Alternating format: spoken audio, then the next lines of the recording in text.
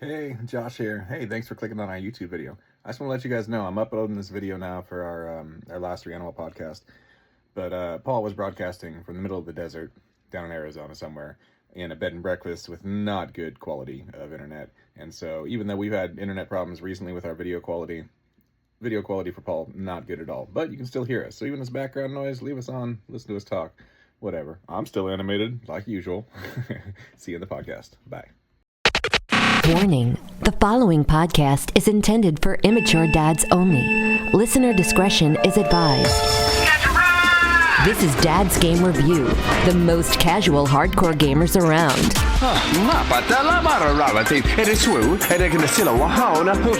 Reviews and news from every platform. We waste our time so you don't have to.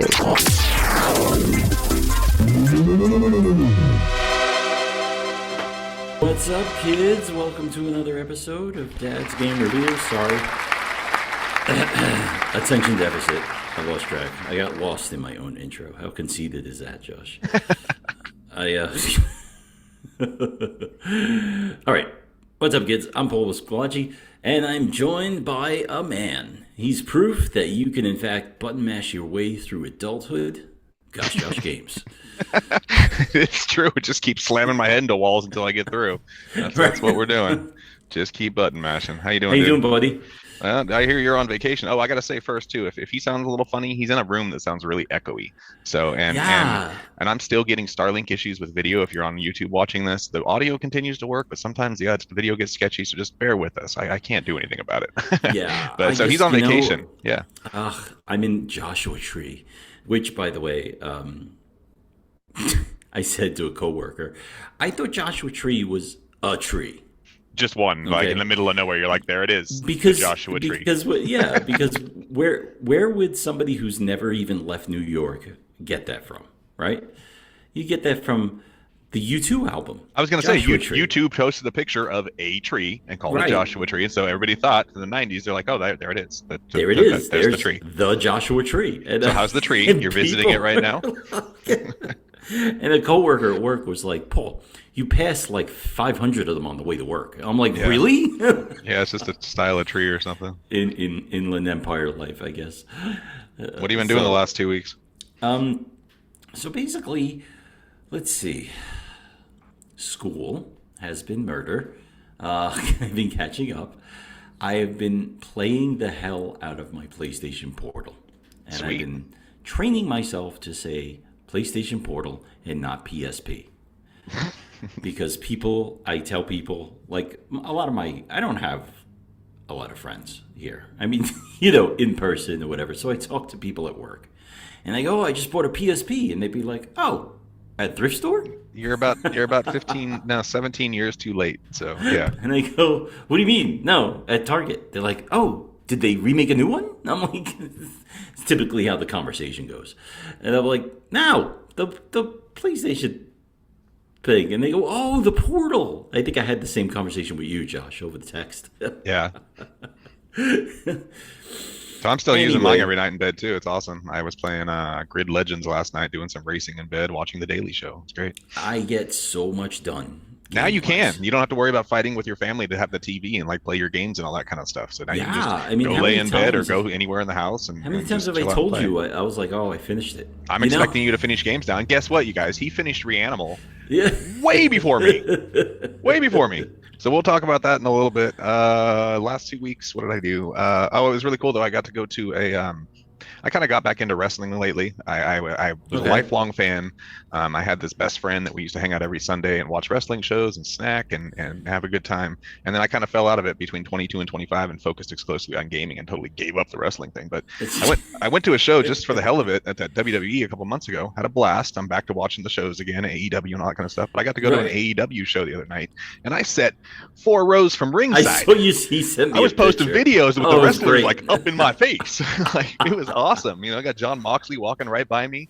Had MJF out there, and I can't remember the tag team FTR. He's like right up in front. I have this video of him just yelling at us and pointing at us. Oh wow, it was great. So I've never sat that close to a wrestling event. It was a blast. So I'm kind of back into the wrestling again. And then we had a crazy snowstorm here, which caused me to take a snow day. And I ended I ended up staying home and I finished 2 platinums, and I went back to a game called Killer Frequency and beat that, and then I'm almost done with Bye Sweet Carol. So like I just started finishing all these games the last like couple of days. Did I ask you if we should play that? It looks amazing. I don't think you'll like it. It's a puzzle game. It's a point and click puzzle game, but it's gotten a lot better than the first hour, that's for sure. I did finish that game without a mouth or whatever that. What was that game we played? You compare the stupidest things. There's nothing to do with each other. Nothing to do with each other. I have a mouth. I don't have a mouth, but I must scream or something. Yeah, that's a 1995 game. It was a point and click. It's a point and click. No, this is what's cool about. Okay, so Bye Sweet Carol, I can talk about it later in a bonus game. I'll talk about it then. Yeah, so I've beaten games and snow days and wrestling. That's my 2 weeks. That's great. What are we? Where in there? You know what? Do you mind sharing? Where in there was your weight loss journey? What do you mean? So it was like you gave a time span. So 22 to 25, 26 is your gaming span. Yeah. Your wrestling span was when you were younger, right? Where was the weight loss? What years did you start? When I got sober, February. In fact, what's the date today? Because I'm almost 6 years sober. It's 21st. Oh, wow. In 5 days, I am 6 years sober after 18 years of addiction. That is awesome. Sorry, I hit the wrong applause. That wasn't. I didn't mean the most pitiful clap ever. It's like, yeah, way to fucking go there, bro. Yeah, golf clap. 6 years.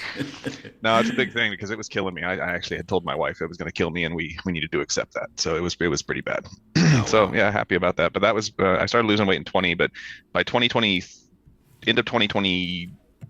Beginning of 2022, I had lost 100 pounds, and then 2022, I gained back 25 pounds, and then I lost an extra 50. So I was down to 125 total, and it was all intermittent fasting. And then 2023 is when I joined the gym and started doing the bodybuilding thing. So, okay. I've stayed, I've kept the weight off. Mostly, I fluctuate between 10 to 12 pounds, but I stay working out. Ever since I stopped taking the GLP-1s, it's horrible. It's just. It's like everything is just that's in front of me. You got to learn self-control, dude. Otherwise, you're going to hate yourself if you gain that weight back. Because think about how sick you were. Think how sick and what the shit you went through just to lose that weight and do to your body and pancreatitis, which you didn't shut up for 10 minutes last time. If you'd like to know, I did finally post the video on YouTube, and I edited 6 minutes of his rambling out. So if you shut the last podcast off by minute 10 when he was saying, and then the doctor said, and then I said, and then the doctor said, then you can watch the video on YouTube with it edited. I don't mind so much the yelling, but when you gotta look at my eyes and do it. All right, we played video games. So one of the things I've mentioned a couple times is that last year, Little Nightmares 3 was like our biggest disappointment. We had that awesome show where we had the 2 old hosts on. It was like one of our most watched, listened to shows, and we were all so excited to play it, and we all because we brought Chris Murphy back, the OG. The original 2 hosts. He didn't play it at all, but he watched it. It was cool. He took time out of his day to watch it. But it was just disappointing. It just didn't feel like the Little Nightmares series, and that's because Tarsier Studios, when they got done with Little Nightmares 2, they were like, "We're done with the series." Well, Bandai Namco still owned it. They're like, "Well, we're not done with the series." Yeah. So they gave it to Supermassive Games, and it really did feel different. It wasn't as good. It wasn't as cool. So Tarsier was like, all the things. It had like all the it had all the accoutrements of a Little Nightmares game. It just didn't play like one. It totally fit the mold. Like they just that's what copy and paste of what to do with Little Nightmares without innovating anything except the co-op feature, which I don't know. It just was a disappointment. It wasn't as cool. So Tarsier was like, "Yeah, we're done with that series. We're going to do our own things." They do Reanimal, which looked really cool. Reanimal is a horror adventure video game developed by Tarsier Studios and published by Think Nordic. It was released in 13th February 2026 for Nintendo, PlayStation, all the things. That's THQ Nordic. You've never heard of THQ, one of the biggest video game companies? Think Nordic. That's what I've always said it that way. I mean, THQ. That's why. I mean, I said Ubisoft up until like forever. Until somebody said. Do you say the U? Is it Ubisoft? I don't even know. Yeah, Ubisoft, that's the way. Like you say these things. It's like how long it took me to practice saying Tarsier. I'm not even sure if maybe it should be Tarsier. I don't know. It ends with ER. Maybe I'm saying it wrong. I don't even know. All right. See, so like that's the way I've been. We're probably saying all kinds of things wrong. I say THQ because I buy LG products and they're. You mean Lug TVs? They're no LG. Yeah. I'm acting like you. But their system that they use in the app is called THQ, and it's Think. It's with a okay. I don't know. Anyway, what do you want Reanimal, from me, man? Reanimal. Reanimal, which I personally called Little Nightmares 3B. No, this is its own thing. Don't even compare it to that. This is completely its own thing. It's just them. Anyway, just when you think the guys at Tarsier Studios, they couldn't get any darker, they kind of like said, "Hold my beer." For sure. This game was an emotional support crisis wrapped in a fog of sadness and creatures that looked like they were designed by somebody who hates sleep. Like they just... Yeah, I kept calling them nightmares. So, and if you guys are interested, I recorded my entire playthrough, except for one night. One night the audio didn't record, but I recorded my entire playthrough and posted it on YouTube with commentary and me being stupid. So you guys can watch that on the YouTube also. But it is, not only is it actually dark, that's the only thing that really pissed me off with the game, is that sometimes it's just way too freaking dark, and even recording it for YouTube, you can't see anything.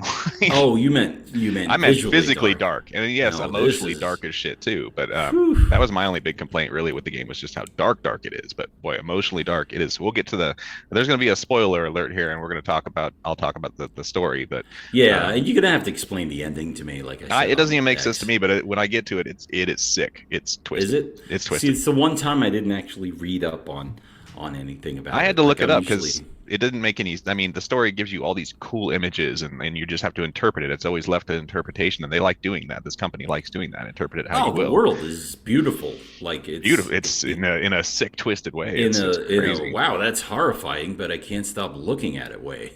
So set it up. What's the beginning? What are the characters?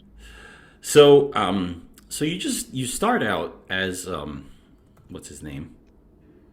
Damn it. They have names? I read them. I read the names. So you're two little kids and you're trapped by this guy. I mean, it's a typical Little Nightmare story. You're children and you're trapped by some type of group of adults or one adult that is doing evil things to them. And the evil things tend to be like they don't even describe it. Like, remember Little Nightmares in the first one? Like you had the janitor and he was like wrapping kids up in butcher paper. This doesn't really say anything other than he's skinning people. He has like he's taking the guts and bones and everything out of people, and he's skinning them alive, and he's leaving them in piles everywhere. And you are kids, and you're running through a Little Nightmares world, where you get the feeling like you're not safe, but you never really were safe anyway. Honestly, these kids should have just stayed home. I mean, every corner feels like something's hidden. Either they want to eat you, haunt you, or make you question your childhood. Sometimes all three. And it's the environments. It says, if you look up explanations or reviews and stuff, it's based on traumatic things that the children have been through.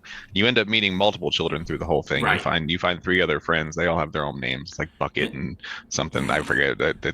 But all these kids have gone through these major traumas, and they're all trying to support and help each other and save each other from these traumas that are coming after them and stuff. You often hear a lot of times the kids are like, "Oh, you came back. I didn't think you'd come back for me." Or another kid once said to me, he says, "Oh, I told you to stay back," or "I told you to not come back." You know, like they all the three different kids that I bump into, they all say the same thing. They're like, so glad you came back for them, but at the same time, they're like, "Oh, you're stupid." You know, like a friend would say. Well, the main thing to note here is they're protecting the girl. This is a brother and sister, and the sister's always vulnerable, and you're trying to make sure she doesn't get taken by the mannequin children that are leaping on you, or she doesn't get grabbed by the sheep, or that you're protecting her for a reason. Which the thing is, though, where did you had to read this online? It's not really explained. It is. Well, I'm just talking about how you're protecting her. She's the vulnerable one. The whole time you are, as the boy, you're trying to escort her through. She can kind of defend for herself sometimes with hitting things and all that, but she's the vulnerable one, and the other kids too that come along, and the brother is kind of like he's the lead of the whole thing, trying to lead her through the traumas and all that kind of stuff. Right. But Well, talk about the imagery, because the character, like, because it sets up. So I at first, the first hour, I was like, boy, they're gonna go with like formulaic Little Nightmare style. Like, you see that the shadowy lanky man, and you're like, oh well, yeah.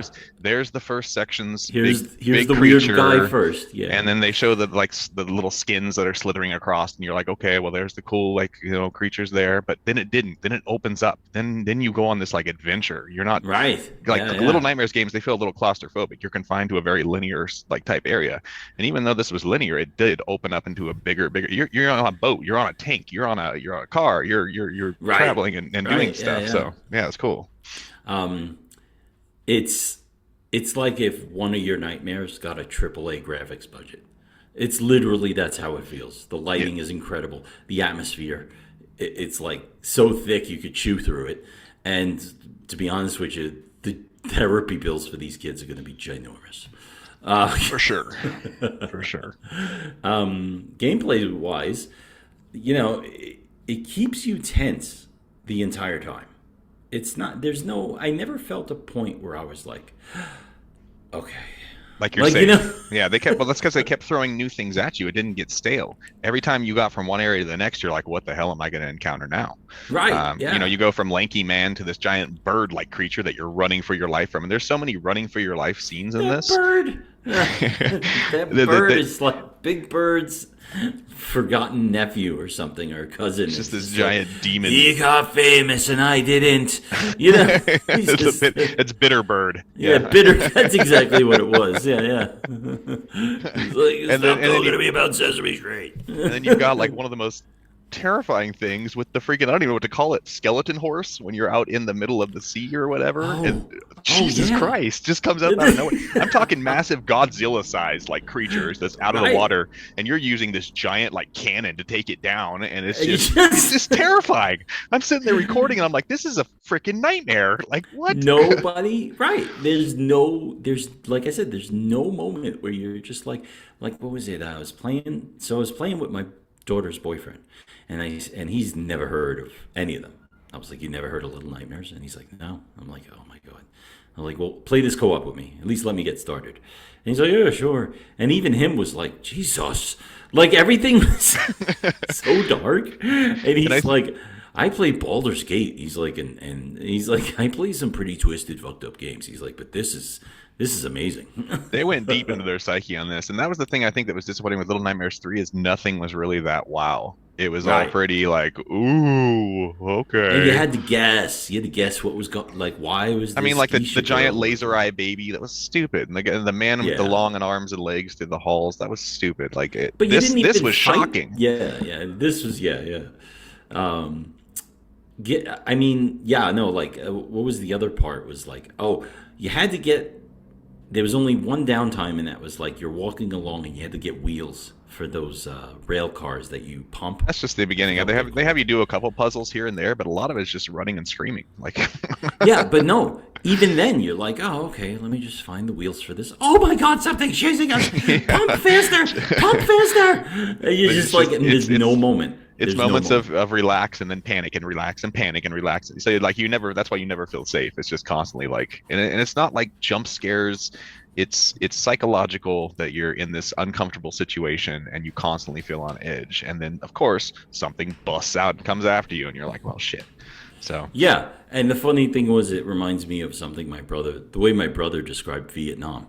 He said endless hours of boredom interrupted by sheer fear. Hey, that's quite accurate. It's quite accurate. What was I going to say? Oh yeah, but the gameplay wise, it keeps you tense. It's not funny, scary. It's tense. It's more like, why am I holding my breath and why are my palms sweating on this controller like it owes me money? Tense. You'll make a lot of like you just, and you're playing, but you got to make some really key decisions as you're playing. Like, let's go down this dark hallway or the other dark hallway, or surely it's nothing. Did you hear breathing? Oh, that's probably friendship. Let's go that way. The gameplay is just a constant stress ball, of you just like, where do I go? Which brings me to my point. Sometimes you just don't know where to go. which people are going to be like, yeah, Paul, that's called a game. But this was like, I felt like at times in the game, they just assumed you knew what to do. Did you ever feel that? Well, it is linear. It's not really that. You can't get lost on it, really. I mean, no, unless you don't know what to trigger. But, like, some of them, like, I don't know, some of the things didn't show up. Now, I'm jumping ahead, but when you were controlling the tank, they don't really tell you how to control the tank. It's because all tanks control the same. Do they really, though? Yes. Right analog stick moves the turret. R2 go, L2 back up. What's the problem? I don't know. Are you complaining about stupid things again? You are, aren't you? Are you going to play your Paul's picks? God. He needs his handheld in everything. But yet, at the same time, if he plays a game and it's giving him tutorials, he bitches about the tutorials being too, like, oh, I already knew that. Why'd you tell me? So you can't win. You can't win. You complain about no tutorials. You complain about tutorials. It just, I don't know, just certain things were like, how did I get past that? Because nobody said anything about how to work a tank or anything. I don't know. There was like whatever. 2 times I used a guide because it wasn't making sense, but it really wasn't. Towards the end, I used the guide because I didn't understand where to go. Yeah, you have to trigger certain things, and it did get a little confusing there. But otherwise, it's pretty linear. You can't really get lost. There is some fighting in it, but it's really shallow. It's just mash the square button. But there was this one part, and here's what pissed me off. I'm doing the recordings, like I said, for YouTube, and you don't want to get stuck in an area if you're recording because you're gonna have to edit all that crap out. And I got stuck. So there's one part. You know the mannequin children, right? Yeah. Okay, they suck. And you get to this one area where you'd been fighting them up to this point. You can totally just 4 strikes and you knock them down, whatever, and they're coming at you pretty quick. But you get to this one room where there's like 30 of them in there. And I didn't realize that they were sleeping on the ground. I thought they were activating when I walked by them and I had to fight them all. Oh, okay. I spent literally like 30 minutes thinking I had to take down 30 of these children that you can just sneak by. Yeah. Sneak by. And I had to edit. I kept restarting my recording and retrying. And I'm like, what is the deal? Until finally I figured you can just sneak by them. They're all sleeping and nobody will even touch you. But that was the only time I got really frustrated in the game. Otherwise, it's just you lead from like one big moment to the next. Little bits of downtime, and all of it's cool. And, I mean, the creatures deserve their own shout out because they're just like these creatures. They just make you go, wow, who hurt these developers? Like, where these things look like somebody are describing something so crazy over the phone while being chased. I always like when they use like animal imagery. Like I always think like pigs. They are just like when they use pigs in horror and like nightmare scenarios. Pigs are freaky as shit. And they have those massive pigs in the beginning, and it's just the squealing and the faces and it's gross. And they do. You don't think anything should exist in this game, like especially the creatures that chase you. But you're like, that can't be. What the hell is that? But there it is. It exists. They take fluffy, woolly sheep and they turn sheep into like this horrifying like demon thing that's just like. And then there's like the cult of sheep that surround you at the end. That's just totally unnerving. And you're like, why? You're like, what is going on with these sheep? What is wrong here? So yeah, they just do really good with the imagery. And like I said, the coolest thing there is that skeleton horse. I think I was just like jaw dropped at the whole scene with the skeleton horse and stuff. It was crazy. Also, the game has that special horror feature, like where your character moves like just slow enough to make you feel like personally betrayed by when you're playing single player mode.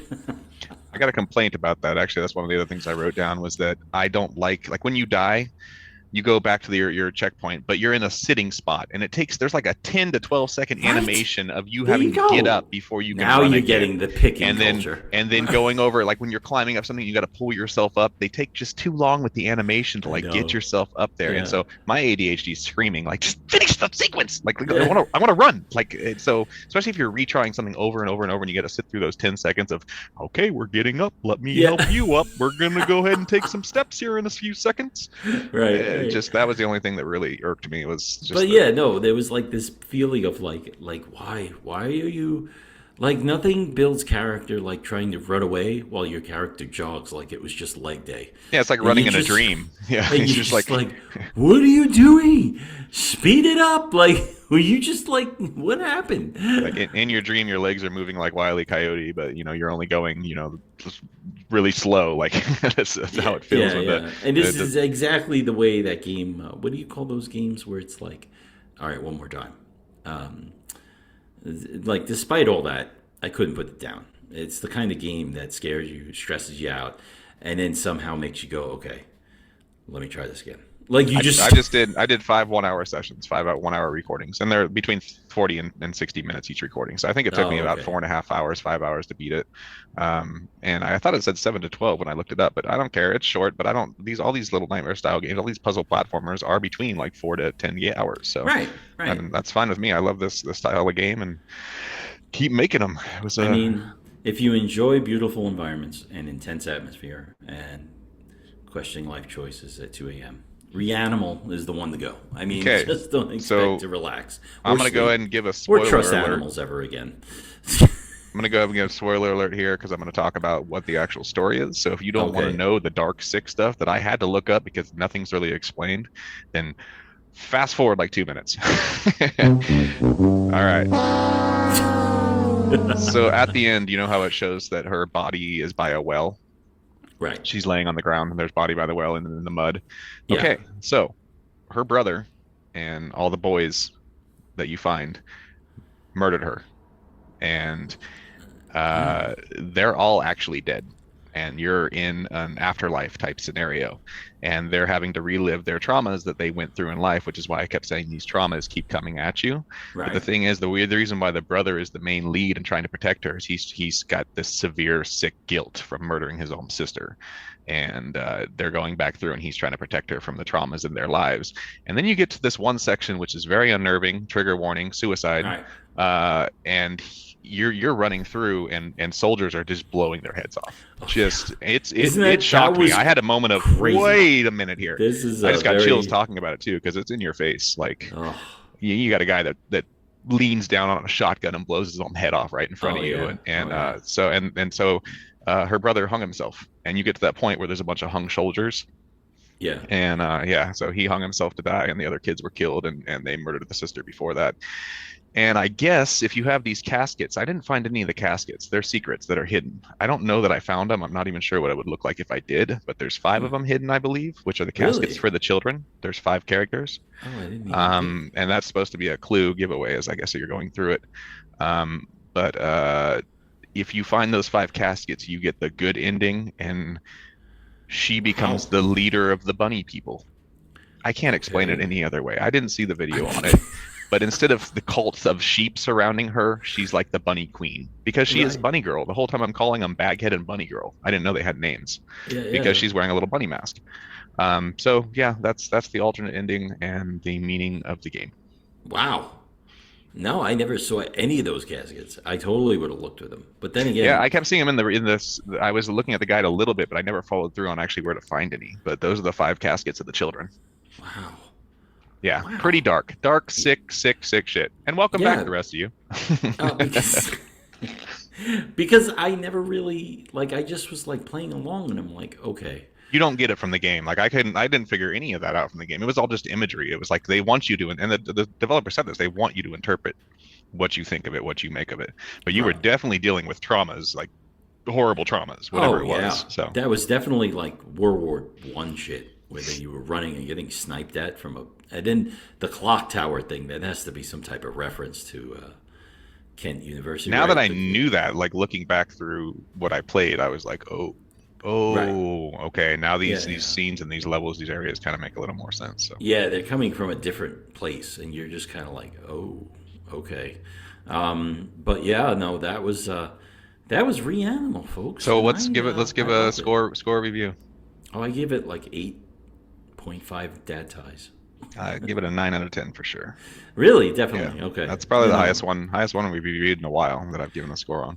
I mean, I just had a great time. I mean, everything about the game is great. It's very dark, and you just got to keep your head on a swivel the whole time.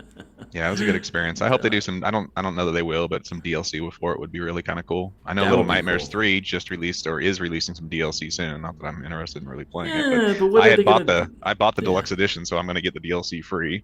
Oh, okay. We'll probably try it eventually. Oh, all right. You want to talk some news? News. I still got a whole list from last time. I got so much shit. And now it's time for gaming news. Thanks, Craig. So, the only news that I have is Phil Spector. quitting. Or Well, let's stepping save that down. for the end because that's a big discussion. So hold on. Okay. Let me All just right. run through some little things here. I'll just go through some real quick stuff here. Yeah. Monster Hunter having quality issues. That game died out like crazy, got overwhelming negative responses on Steam. Monster Hunter died. The fans are all pissed. But what's even funnier is they found out that it will actually run better on PC the more DLC that you buy. You pay more money into the game, it'll actually run better, and the performance issues that people are bitching about won't happen. Really stupid. Anyway, the game's still dead. It's down to $20. Okay. Rockstar went ahead and let a terminally ill patient play Grand Theft Auto 6 as his dying wish. Thought that was really cool. He got to spend some time with it. Outer Worlds 2 sold under a million copies and was on Game Pass included. And there's no plans. They've scrapped the series, so plans are done with that. Return to Silent Hill, the movie, $25 million budget, flopped like crazy, 6% on Rotten Tomatoes. 33 on Metacritic. Even the fans hate it and say they just took a game and bastardized it. And yet Okay. he says he's ready to. The director who did the other Silent Hills, and they've all been flops pretty much. He said he's ready to go again. Let's make another. Dispatch came out. We covered that real quick. The comic book one that was an awesome comic book narrative game. You guys play Dispatch, but don't play it on Switch too because they censored the shit out of it. And there is so did many they points. really? Oh, completely. And there's no option to turn it on or off. They went ahead and just told you we're censoring that. And there's so many points in there that need to be censored. You're going to get a lot of black bar stuff. I mean, in the first 10 minutes, there's dong. So they're censoring everything. And there's a huge sex scene and all this kind of stuff. So they went ahead and just released it and censored the crap out of it and gave you no options. Young guy with cancer, also terminal. He wanted to play Doom before he died, the Dark Ages. Okay. And so ID, or whoever it is, the company went ahead and set it up. They got him a PS5 in his hospital room. He got to play Doom, and like they made this little kid's dream come true. He just had such a great time. And the creator of Doom, he even called him the real Doom Slayer and messaged the kid and all that kind of stuff. Real sweet. That's cool. God of War Sons of Sparta came out. Everybody's throwing a fit. It is a Metroidvania that looks really kind of lame. It's got a 66%. People say it's just kind of half-assed. It's a PlayStation exclusive and it carries the God of War title, so people were expecting more. Right. But that's about it. Silent Hill Townfall was shown. It's got a black protagonist. You can imagine how the rest of America's acting because they're a bunch of dicks. But what is the thing about this game though, and people are expecting this big blockbuster, it's being released by an indie studio and published through Annapurna, who does indie games only. This is not a big budget Silent Hill. And I thought they were giving it to what's their names? Who's the names that No, Bloober's doing the actual Silent Hill numbered ones. This is Silent Hill Townfall. Okay. This is a side project, and it's by a publisher called Screenburn. And they had released 2 other games. They have Observation, which I have downloaded, and Stories Untold. That's all they've released. This is a small company, so give Townfall a chance. Like, people are already shitting all over it. This is a different type of Silent Hill. Yeah.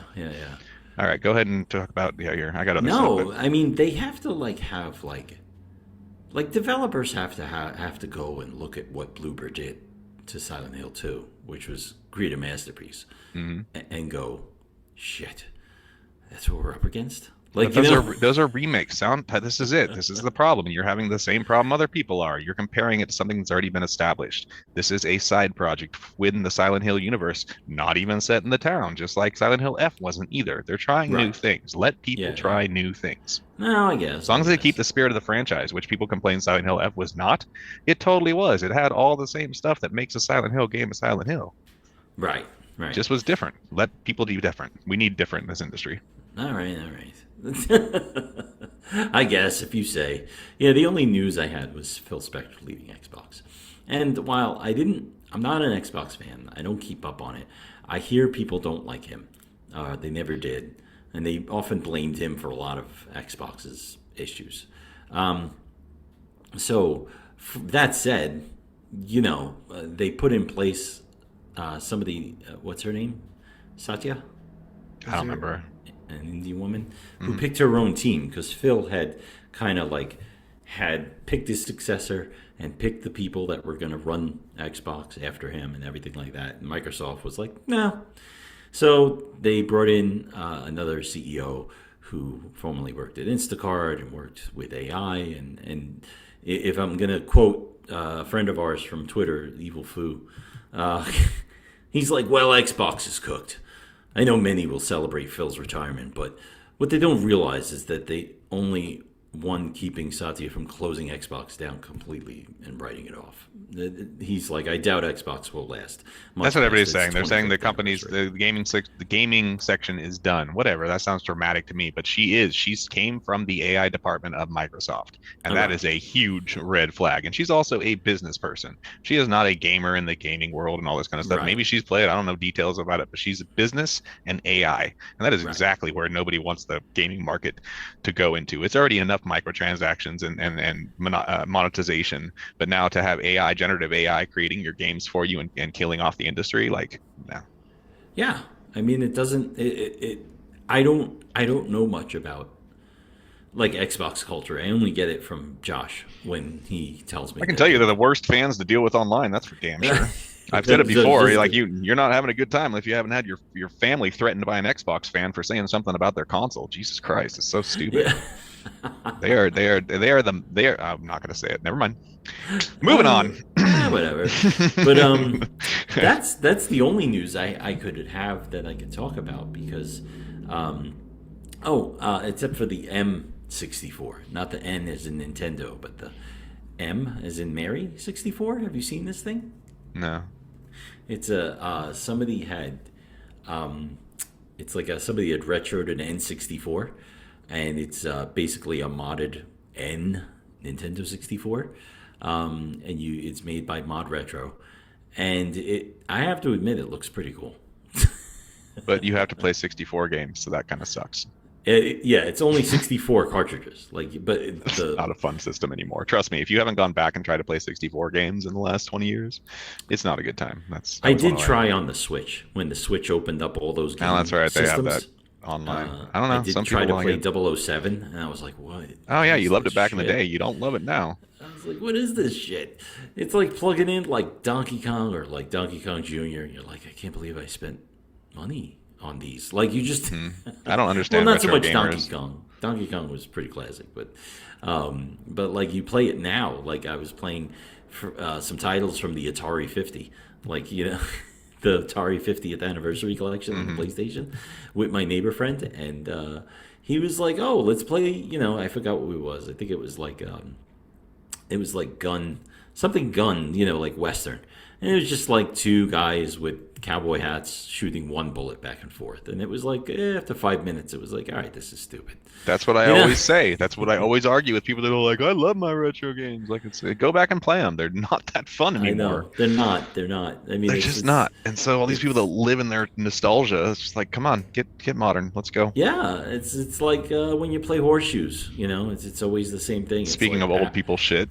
Ow, you hit me with the horseshoe, or this sucks, let's play something else. That's pretty much how it goes. But other than that, I think that's all Well, that wasn't the only big news. We got back-to-back hit with big news 2 days in a row. PlayStation announced they're closing Blue Point Studios. That was the first one. And then the next day, Xbox was like, oh, okay, well, Phil Spencer is leaving, and so is Asha and all these other ones. So 2 days of big news because Blue Point Studios has basically been Sony's first-party remake studio. They have done the remake or the remaster of Shadow of the Colossus. They did the Nathan Drake collection for Uncharted. They did what else we got here? God of War trilogy collection. They Demon Souls, which was a PS5 release game. They did all these games and remasters and remakes for PlayStation.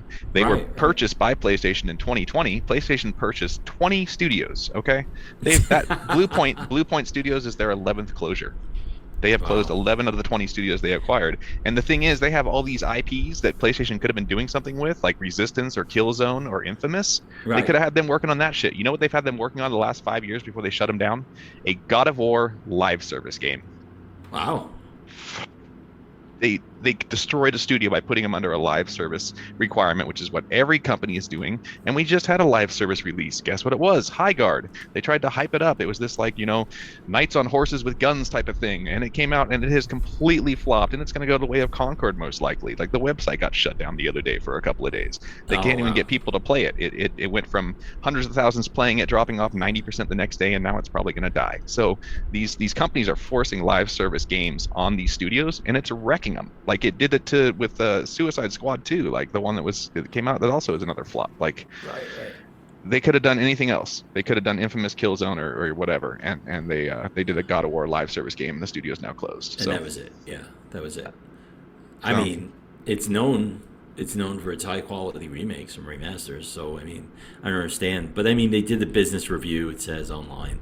It says PlayStation probably was like, oh, why is 70 people like in this studio like bleeding money? You know, so they probably like shut it down because every company wants to hit live service games for billions of dollars. It's constant. And the thing is, it doesn't. They release the top 15 games or whatever for the month of January.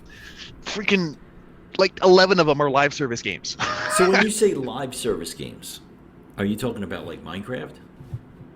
I think that I don't know if that does too. That was one of the top, but no, I'm talking about stuff like Call of Duty, shooters, Fortnite, Battlefield, stuff that has constant updates daily, challenges daily. It never ends. It never ends. You constantly are buying skins and microtransactions and points and like old Fortnite. coins. Right.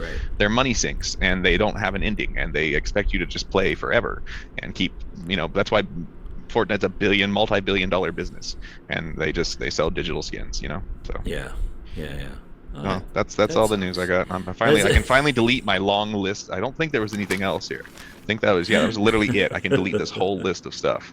All right. Well, So we don't have anything for playing next time. Did you have an idea? I don't even know. Did we talk about anything? I mean, we did play Puppet House, which was also. Oh, we were supposed to talk about that too, real quick. Okay, Real quick. go ahead. Because I was like, let's throw in a bonus game. That's right. I also had Bye Sweet Carol I was going to talk about real quick. Oh, yeah. Do you have your bonus game sound? There you go. I played Puppet House. Let me say where I got that from, though. My friend on Facebook, I have this game group that I help run, and he posts deals every now and then. And so he posted this game called Puppet House for 89 cents, and it's normally $17.99. And I found it actually has a physical release. So I was like, Paul, 89 cents, let's go. Yeah. It was decent. I think I mentioned to you if I paid more than 89 cents, I wouldn't be crazy about it. It was still fun. It was stupid, but it was fun.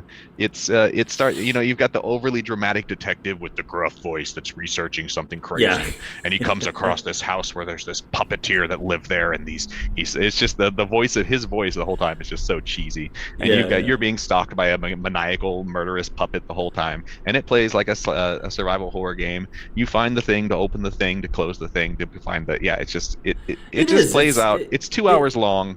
Yeah. It was fun. It's not long. Yeah, it's another game I finished, by the way.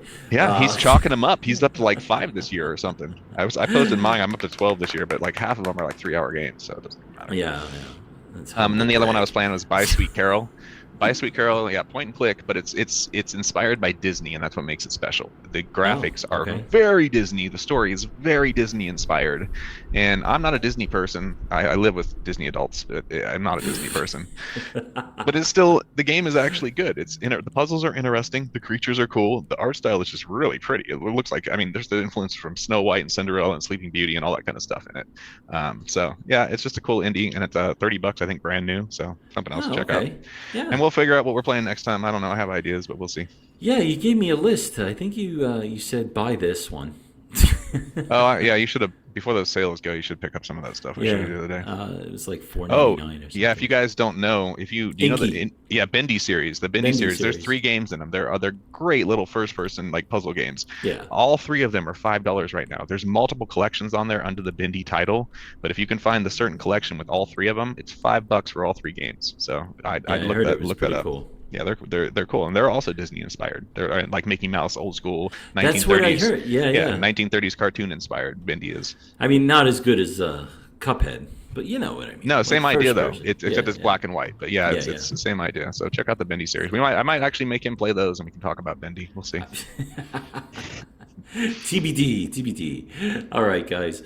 Well, we'll catch up with you next time. Thanks for joining us. And as always, you can find us at Dad's Game Review, and you can find Josh at Josh Games on Twitter and everywhere else. I don't know all of them. Do you want to list all of them? No, I'm not streaming or anything right now. I'm just creating YouTube content. If you guys haven't followed me on YouTube, please help me out. I have no way to stream right now. In fact, the video that I just recorded for this, even though I'm going to post it, is shit. He's skipping the entire time because Starlink can S my D.